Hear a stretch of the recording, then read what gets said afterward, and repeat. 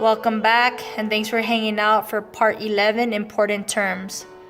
These are some terms that you guys need to remind your brain about. So let's start off with the Northwest Ordinance. This established the government for the Northwest Territory and described how a territory become a state. Remember, you need 60,000 people in that territory to become a state. Missouri Compromise of 1820. This is going to admit Missouri as a slave state and Maine as a free state and prohibit slavery north of the 3630 line. Compromise of 1850.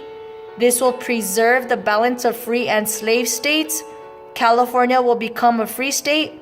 There will be no slave trading in Washington, D.C., and popular sovereignty will be allowed in the rest of the Mexican Cession or Cancun for people to vote.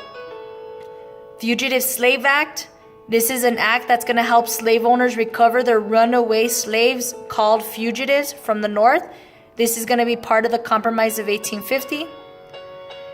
Then you have the Kansas-Nebraska Act, which is going to break apart Kansas and Nebraska into two different territories, and it's going to allow the people to vote.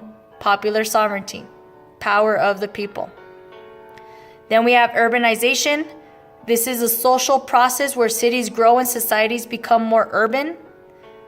You have secession.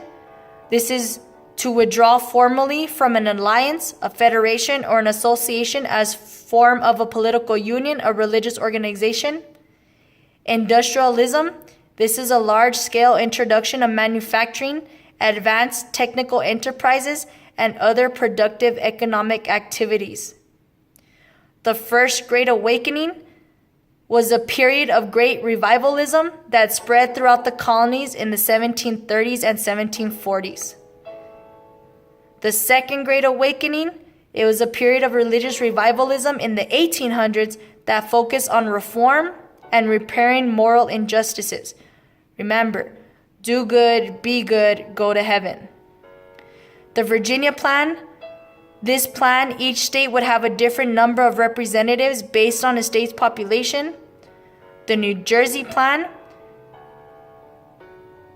This plan, the number of representatives would be the same for each state.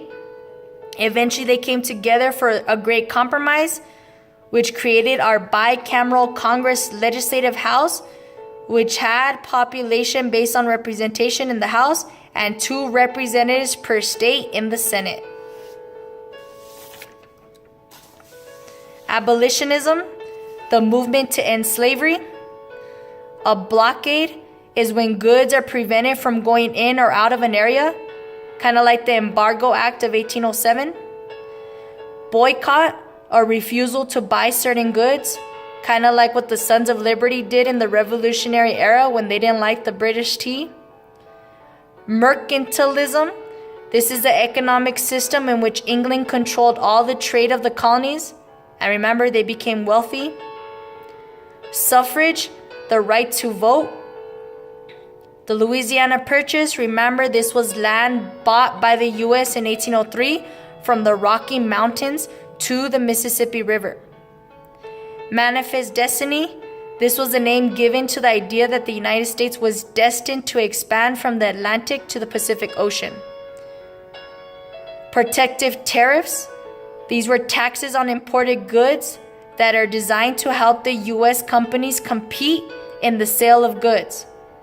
They were taxes that protected the North, and the South hated them. The Trail of Tears. This was a forced trail that Andrew Jackson signed into law through the Indian Removal Act that forced many Native Americans like the Cherokee to a new relocated area, Oklahoma, and many died along the way. Unalienable rights.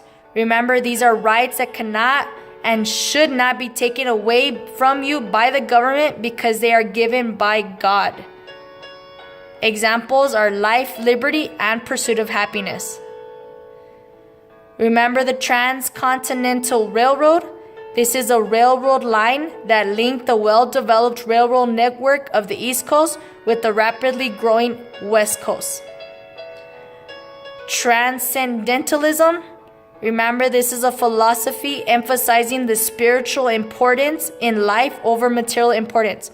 So all that stuff about nature and being one with nature and all you tree huggers, okay, that's transcendentalism. And the last thing, free enterprise system. This is when individual people and not the government, they can control the economy. People decide what to make, what to sell, and what to buy. So this is where the business aspect of people comes into play. And those are all the important terms that you guys need to relook at. And of course, there's more, but you got to do the looking.